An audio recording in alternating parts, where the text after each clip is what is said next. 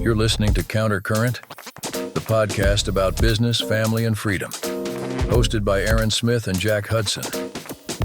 Okay, it is May, and we are back for episode number 12. Episode 12, that's right. I have a hot take since it is May that I'm so excited to share.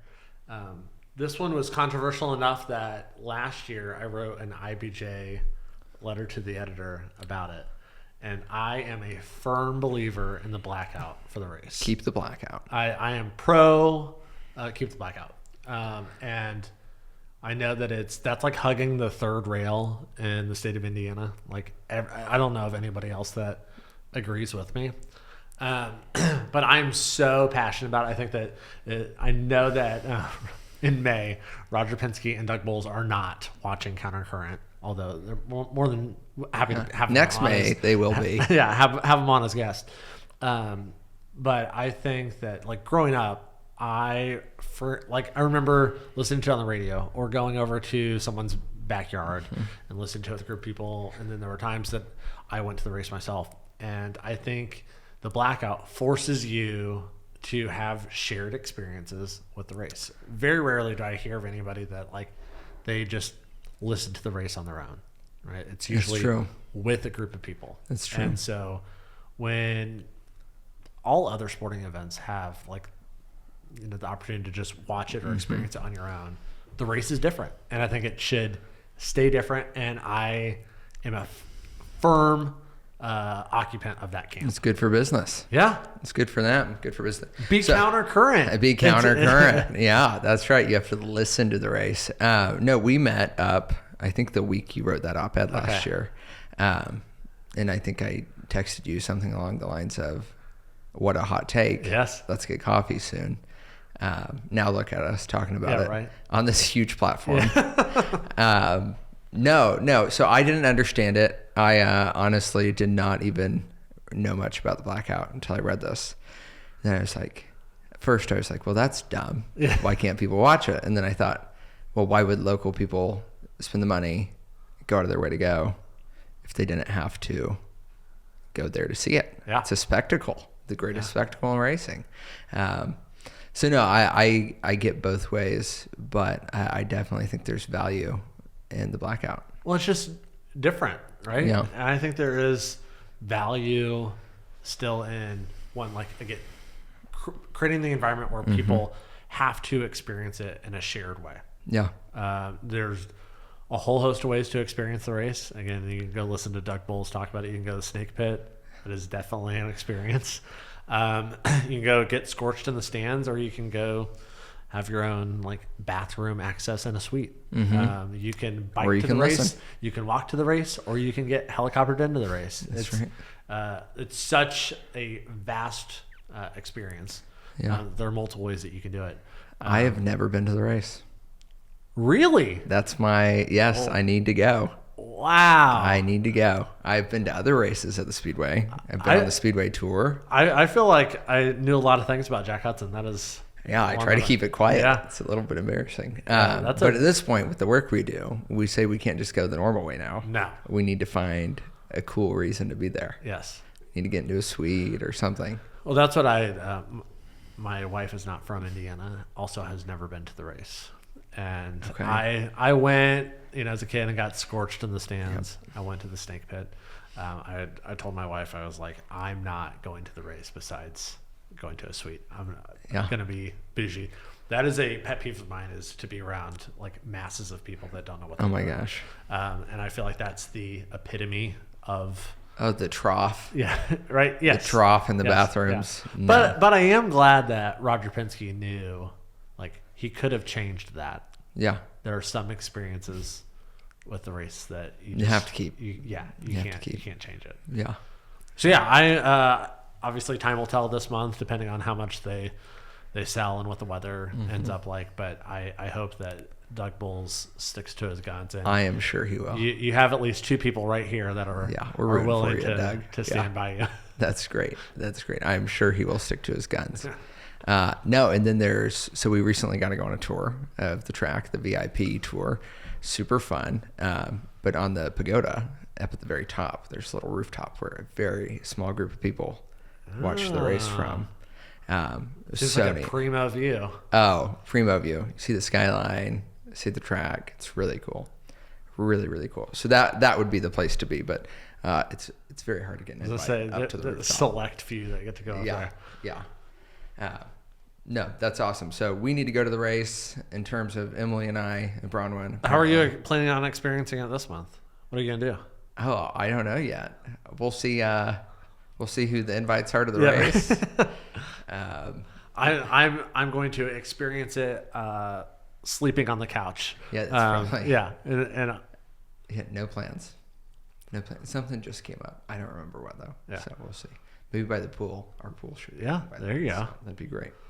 No, that's awesome. Well, today's topic is hurdles. What hurdles have we overcame, and how can other people sort of adapt that into what they're doing, taking the big leap of starting a business or making a career change. If you studied biology and want to go into retail sales or something, it's some big jump. I think hurdles are just a huge part of life, and some people miss out on the opportunity to jump it while they can. Yeah, I think it's true no matter if you own a business or if, like you said, if you have a W-2 that you're climbing the corporate ladder. I think that everybody, encounters hurdles as they're moving through. And I think that it's all about how you try to jump over them or go around them to navigate those. There are plenty of people that I know of that have just let the hurdle stop them. Yeah. And there's times when that's all you can do at the moment. Yep. For everybody. Yeah, for sure. So I thought that when Jack and I were talking about this episode, we thought that we would give some practical examples of hurdles that we jumped over, and how those could be examples for people in their own lives too. Before we get started, I would love if people would share theirs as well. So either send us a DM. Yep. That's something that we can share on the next episode as well to get some feedback from hurdles that other people have had in their own careers. Absolutely. Everybody has some. Yep. You want to go first? Or you want me to go first? You start us. I wrote down 3. So this was funny. When I started my business, I was like, this is goofy the way I'm gonna phrase it, but I was terrified of committing tax fraud. Oh my gosh. I was like, I went from working in the federal government to owning my own business. And I was like, I don't know how to cut my own checks. I don't know how to keep my accounting system. I know how to do the craft, right? But I don't know any of the business operations. And so as goofy as it sounds, one of the hurdles that I was like, how do I do this and not go to jail? Right? Like I don't know what I'm doing. But really what I learned in that process was you've got to surround yourself with people that do know what they're doing. Yeah. Pick your, identify the areas that you have gaps and find people in your life that can help fill them. And know that they might not be there forever. I lucked out with an accountant that helped me out at the very beginning. And he was a great accountant for small businesses that were just getting started. Yeah. And he helped me figure out how not to commit tax fraud, how to set up systems. But then one of the things that I learned was he was not the accountant that was going to be with me while I scaled. Right.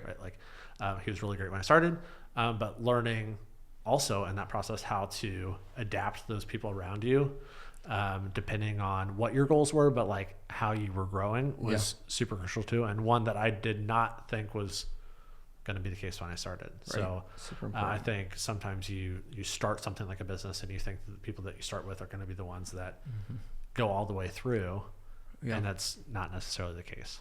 Yeah, no, absolutely.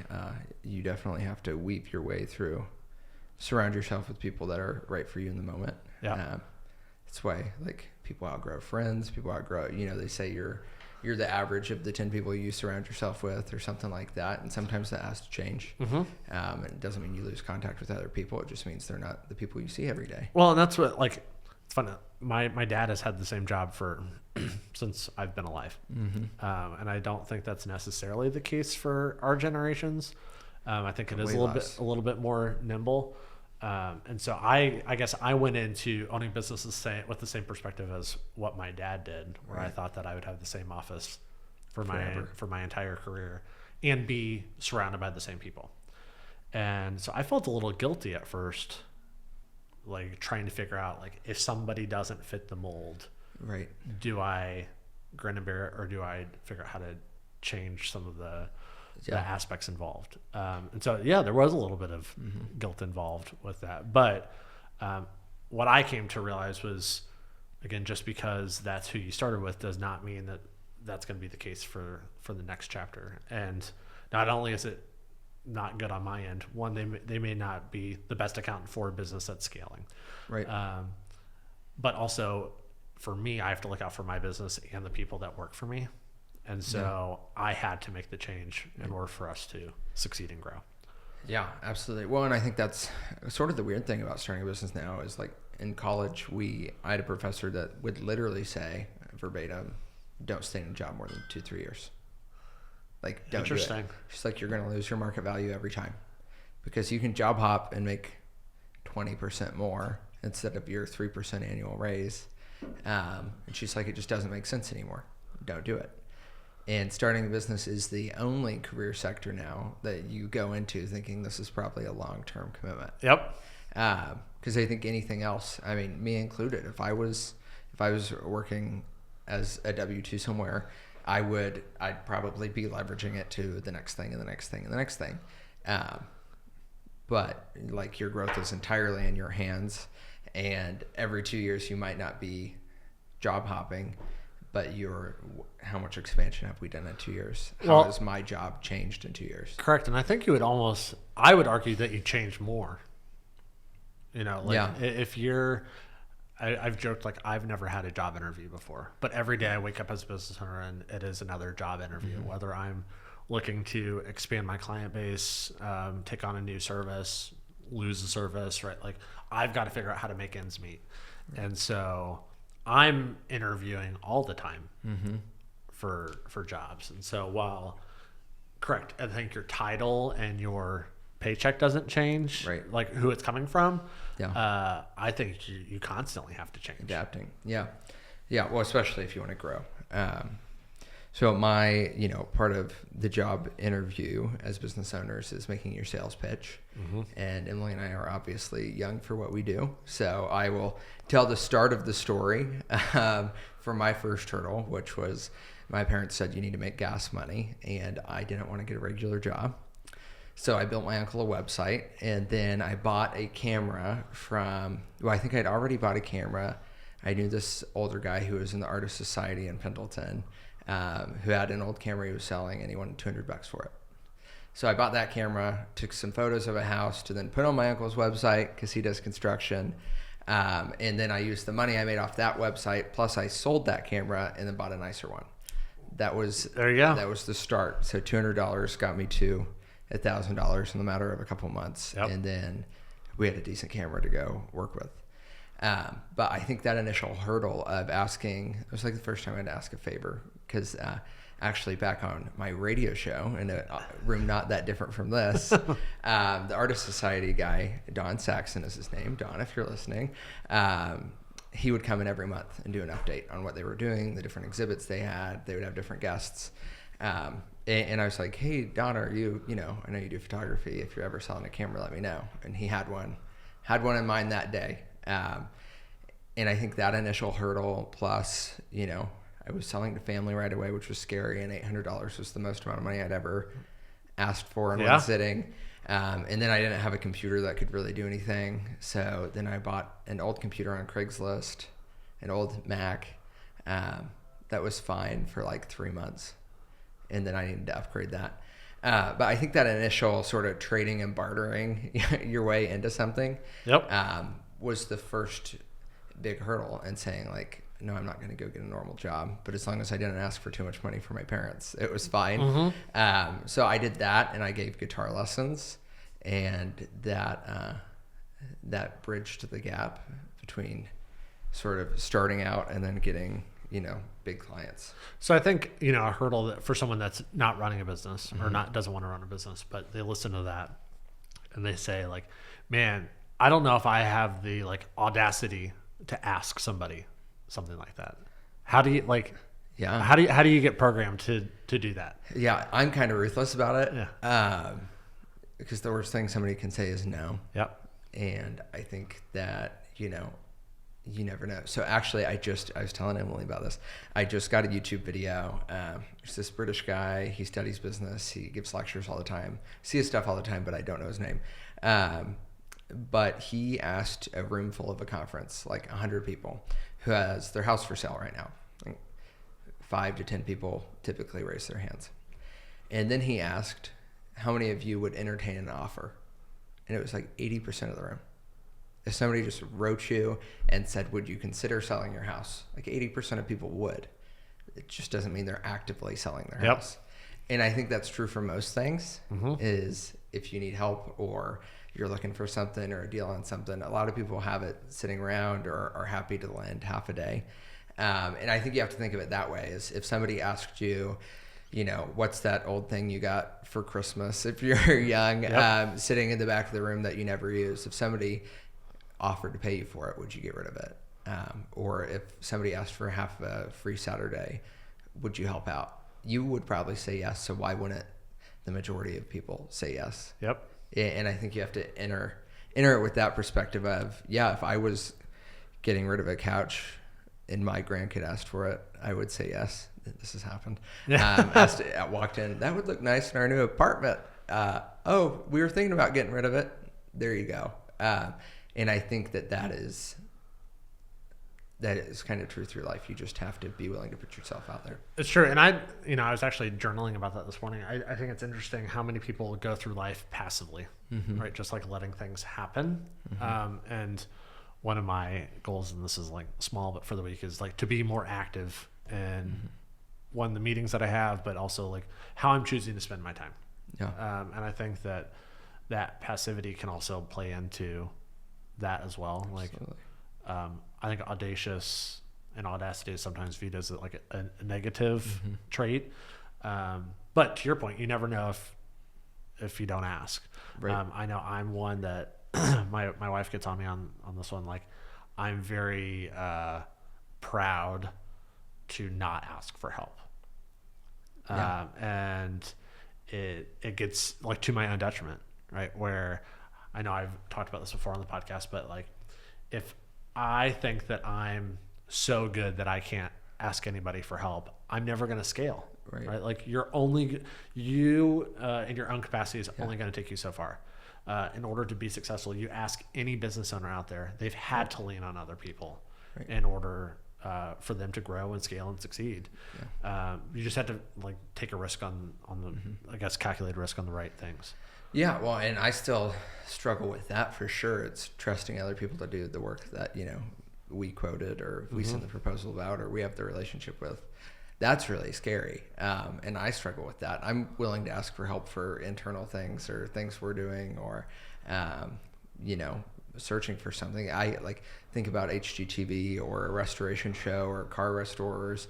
The way they get such good deals on anything is that they knew a guy who knew a guy and this house is about to go up for sale, or there's a barn find of a car, or American Pickers, they saw a barn out somewhere. Like all they did was be a little bit audacious and poke around where maybe you wouldn't normally poke around. And you find the deal. It's then though, when you do get the deal, it's what do you do with it? And are you willing to trust somebody else with it?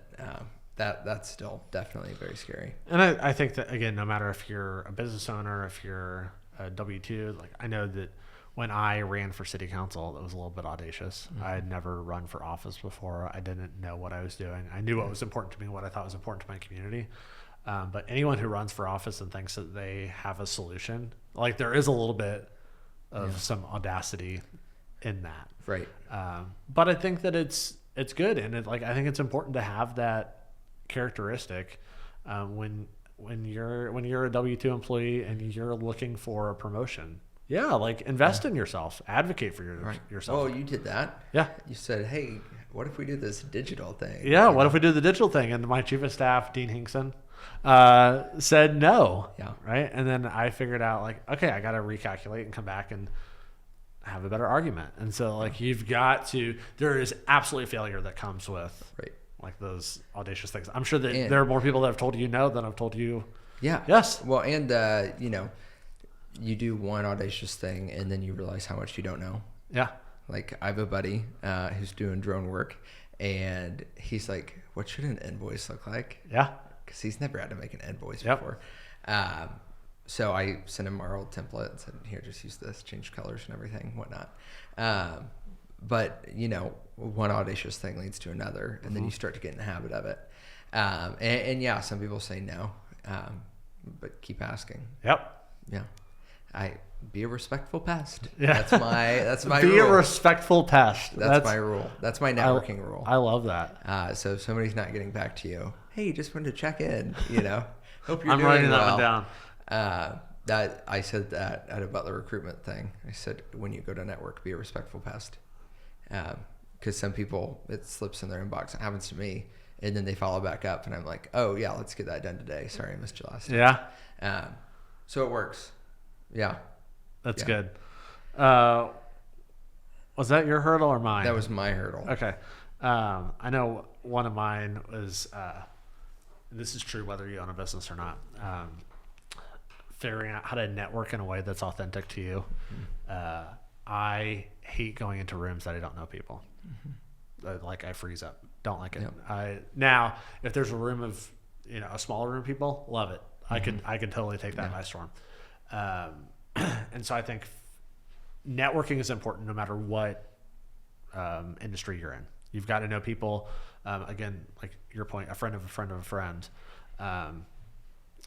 What I didn't like was it felt inauthentic to me to go to the like 2000 era networking lunch where you represent your business as the same people all the time. That's what I thought networking was. Right. And so I didn't like it off the bat because it felt inauthentic and like I don't know what the goal is here. Now I've taken the opposite approach where I try to connect with as many people as possible in an authentic way, one-on-one. But then I always ask the question, like, what value can I bring to that person right now or in the future? So I know it's funny, but you and I were both at the farmer's market on Saturday, and there was someone that we ran into who lives in Noblesville who's currently unemployed. And so I was talking to him, trying to figure out like what he did and what job he is going for. And then I started racking my brain of like current clients that I have or clients that we have potentially have worked with to see if there's a way that I can bring him into something that those clients are doing. Because I know that he needs a job and he's a good worker. I've worked with him in other capacities.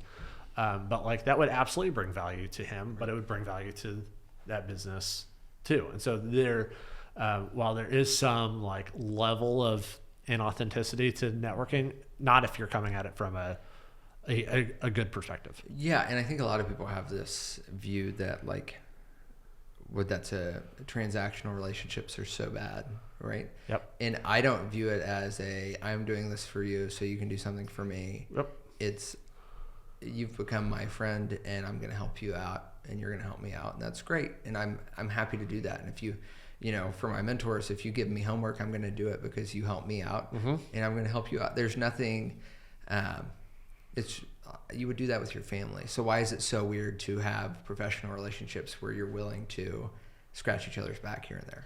Well, and for all the flaws of Capitol Hill, that was one thing that I think they do really well, is that very few people have gotten anywhere of consequence on their own. Yeah. Everywhere at some point, someone has been given a hand up. They've been given a recommendation for a job that they don't necessarily deserve, a shot that they said that they wanted to take, but they had to be audacious enough to say that I want to do this and I think that I could do it well. Yeah. And so that's something I try and bring back to what we do here. The world's so small. How can I help plug the people that I know into spots that they deserve to be?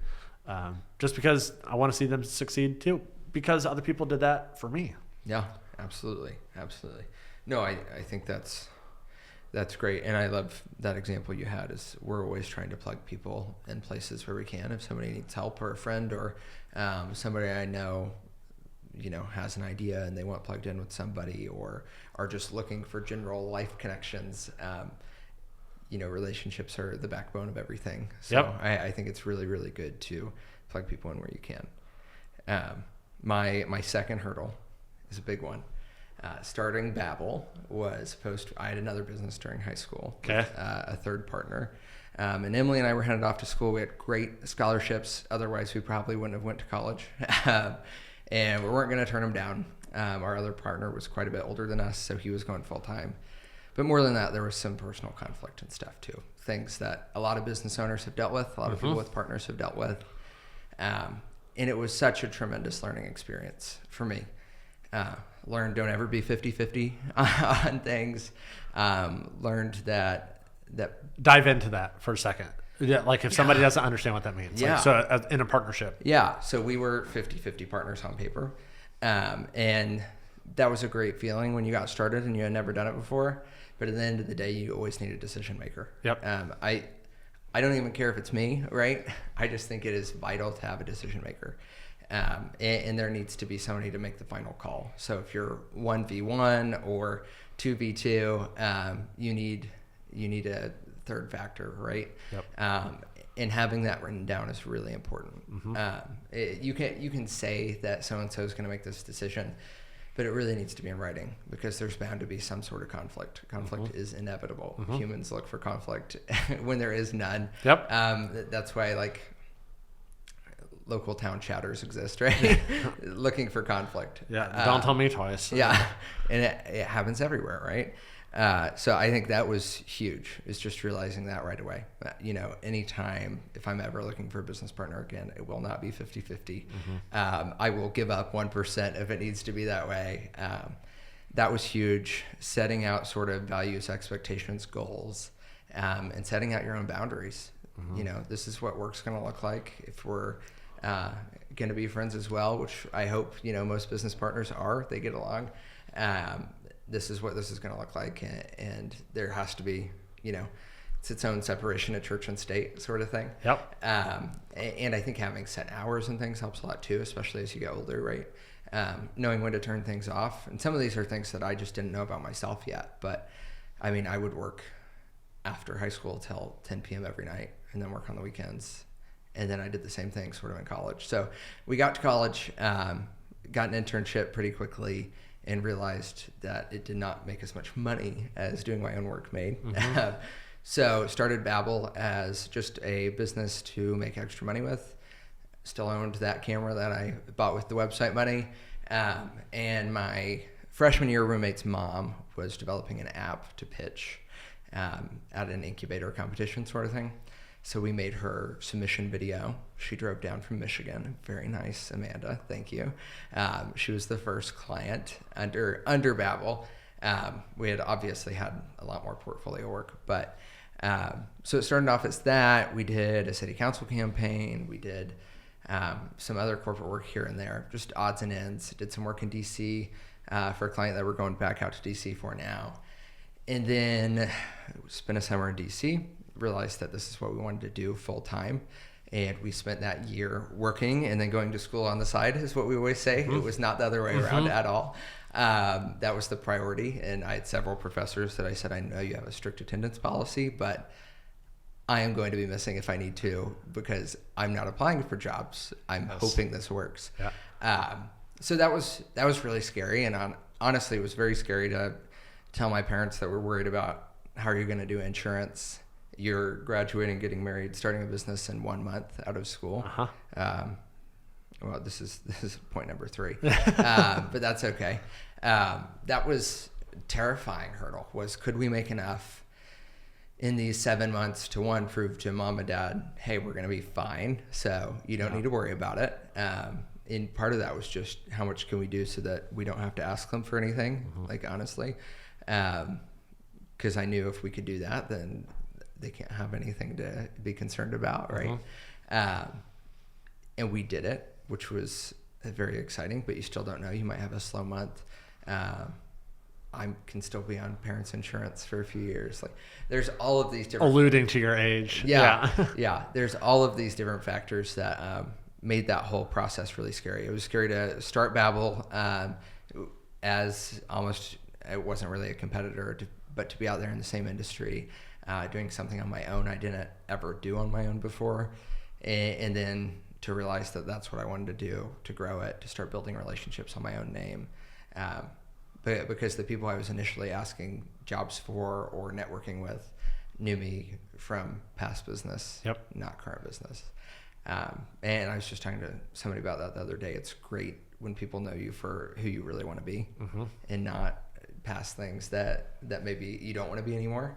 But yeah, that was the biggest business hurdle for sure. I think those are hard too. I mean, I know you mentioned like your businesses have taken different lives in different phases. And I'm not the smartest one in the room, but figuring out when that phase is done or when that business needs to change, right? Like I know plenty of businesses that have been intact for decades, but they refuse to either morph or end if they're not accomplishing the goal that they set out to anymore. And it's hard, right? Like figuring out what changes need to be made, whether they're small tweaks or if it's like in the case of a partnership that needs to dissolve because there's just differences in opinion. That's fine. Yeah. Right. It's okay. Yeah. What like the advice that I was always given was like have the hard conversations before you sign the papers. Right. Oh my gosh. And like have a path written down for how you're going to solve those if they do come up. It is in a way like goofy. It's kind of like a marriage, right? You're trying to figure out, okay, how do we solve differences? What do we like about each other? What don't we like? How are we going to, kind of go about some of these things? And you have to have the hard conversations first because very few people, outside of going to Vegas, very few people sign up for marriage thinking that they're going to get a divorce. Right. Same thing with business. Right. Anybody who enters into a partnership is like, I hope this ends, right? Yeah. No, you think that this is going to be the next Apple. We're going to get rich together. Yes. Well, and I think that's something to be very aware of, right? Number one reason for divorce is money, right? Yeah. Well, when you're a business partner, your sole reason for partnership is to make money together. Yes. So if some conflict happens in how to spend the money, how to use the money, you need to have that written out and to have that discussion. I have said multiple times before, and I have some professors or Butler people that are not going to be happy that I say this. My best college class I took, one of like 2 poli-sci classes I took, was community mediation, a whole class on mediation from an attorney who had been a mediator. And it was fantastic. I bet that's fascinating. Yeah. Like some of the times we were just joking around pretty much, but like we would actually walk through mediation scenarios. Like I was the angry neighbor for an hour one class and he's like, don't budge. He's like, just don't budge. Like it was great.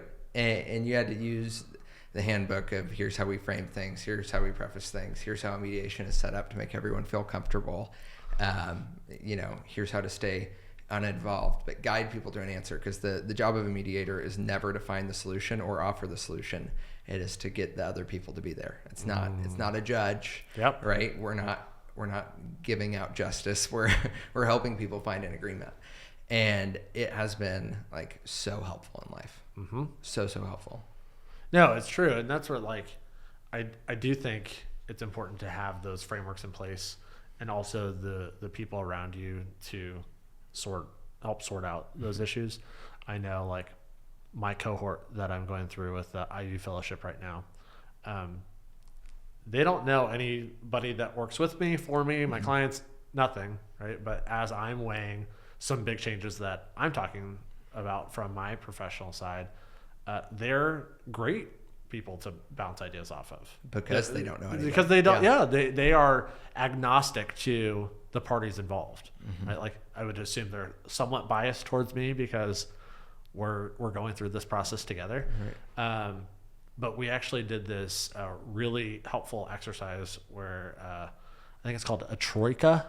Okay. And you're supposed to like turn your back to the group and you talk through the situation. You have like 2 minutes to talk through. Oh my gosh, that's so fun. What the problem is. They have a minute to ask you clarifying questions. So they say like, "Okay, did you mean this or this?" And then all 3 of them. So in my case, it was 4 of us in a group. So 3 of them talked through what my solution should be without me weighing in. Yeah. And so then they came up with what I should do. Right. And so it's really fascinating seeing people that, again, that are outside of all the complexities of it, sort through all of it. And it was so helpful. But again, like in a partnership or whatever type of business format you have, having people in your corner that can give you an outside perspective, no matter what it is, whether it's a friend to friend or a troika method like that, it's really helpful to sort out issues. Well, and I think what is super easy to do when you're in a partnership or a relationship or a friendship is to put all of, any past feelings, stories, whatever, into the decision-making process for today. And sometimes the best thing to do is to say, let's just look at the facts of where we are right now and what the next step is, and let's remove everything else from the decision-making process. And sometimes, and you have to be humble enough to say it, you can't remove yourself from that. Yep. So when you have other people around you to say, oh, why don't you just do it this way? It can be, make the light bulb flick off, right? And I think that's like super, super important is, are we making this decision because of an experience we've had with another client, another person, another this or that, or are we making it because it seems like a good decision right now for us with all the information we know? Well, and it's even like, we have clients that sometimes don't text with the level of excitement I would like when you send a cool video. And then, you work with them after you've poured your heart and soul into something. Right. Yeah. Like, I love a phone call after I send you something of, wow. But then you work with them for a year and you realize that's just how they are. Yeah. And little do you know, they're your advocates out there speaking your name up because they love what you're doing. And I think that, you have to remove all of those just because this is how I would do it. This is how I would like it to be done. That does not actually affect the situation today or the outcome. That's good. No. My last one that I have, and this one's, I think, the hardest one for business owners, but also, again, no matter what role you're in, is deciding what you want to do and what you don't want to do. There are plenty of people that are going to say that, like, your business should do X, right? Like, I've had it happen. In the comms world, right? They're like, I want you to design a PowerPoint presentation, or I want you to do a website, or I want you to do social media, I want you to do email marketing. I can do a lot there things, right? Like, I'm a what's it called? Jack of all trades, master of none.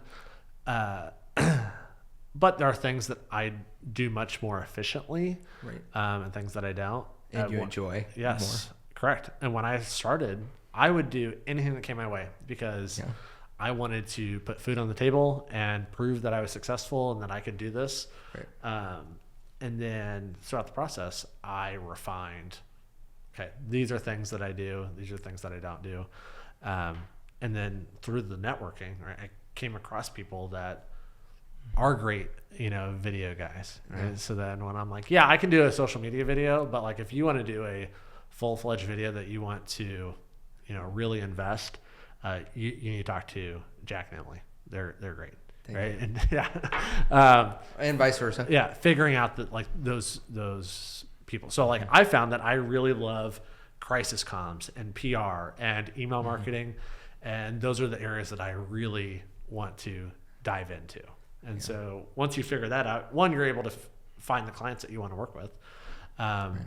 But part of that is, like, you've got to say no to things. And I know that we've talked about that before too, but one of the biggest hurdles that I had was saying no to the first client that I knew was outside of my scope.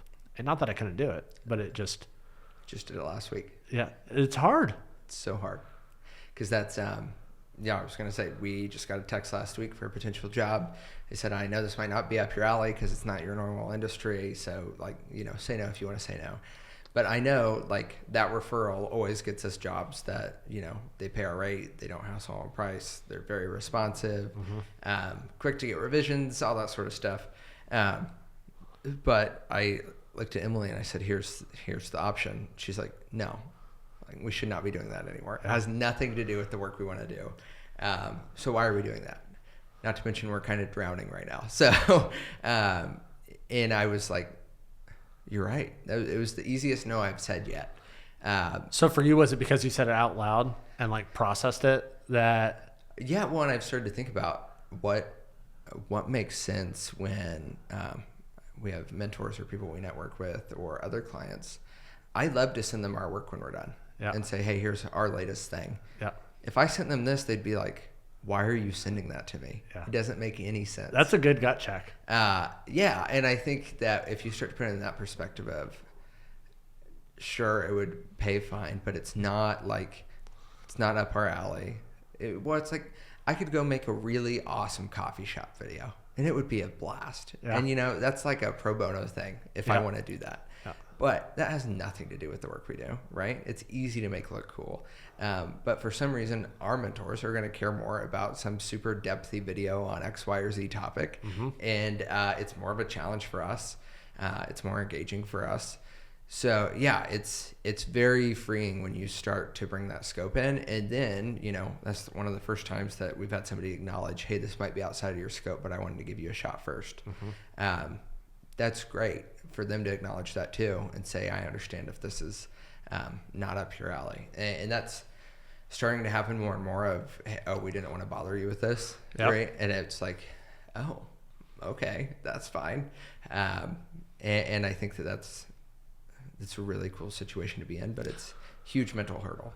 And I know that we've talked about this before, but it also helps once you do develop out that network where you're like, actually, like, we don't really take that work on, but we know of, right, this company that'd be great at it. And then it gives you the opportunity to give them a shot, mm-hmm. right? If they're just starting or trying to figure out how to open something up. And I have referrals for a level above us. If you want a 12 person crew, and I have a few referrals for the level below us if you want a one-off, or you don't need the level of equipment we have, or this, that, or the other. And I think that, like you said, is super important because one, you're helping the people above you for when you need help and you need education of, like, I know this guy can go hire a crew of 12 and get the grip van rentals and do all these things. So if we're ever in a position to do that, I'm sure he'd help out. And then below you, if you ever need to hire somebody, here's the testing ground for these people. How are their edits? How is their footage? It's way better than just looking at a resume. And I know that, like, that's what I have found overall. And I think this is probably a good note to close on, is like figuring out that sweet spot, right? Mm-hmm. Like, I know that it's most important to me that I want to, like, do work of consequence that I, think is fun and interesting and be able to move the needle. Yeah. Something pops up in the news that happened that I contributed to, and I'm like, that's great. That's fun. But still, like, being in the state where I'm able to, like, have an impact on that. Right. I know that we've used Rocky Walls as an example. Like, the bigger that he got, I realized that he wasn't able to do the components of the job that he liked. Right. And so I think that sometimes you grow and you don't realize that you're not doing the things that you enjoy anymore. So there is capacity that comes with saying no to things. Absolutely. Well, and I think there's also, as you grow, and this isn't really a position we've been in yet, but I look forward to it. Yeah. You realize, like, we love seeing our work on some level of celebrity social media page, right? Yeah. Across the board. We're like, this is such a cool day. Yeah. Or, we took their profile picture, we did this. And nobody, like, we're not going to tout that to people, but it's cool to see.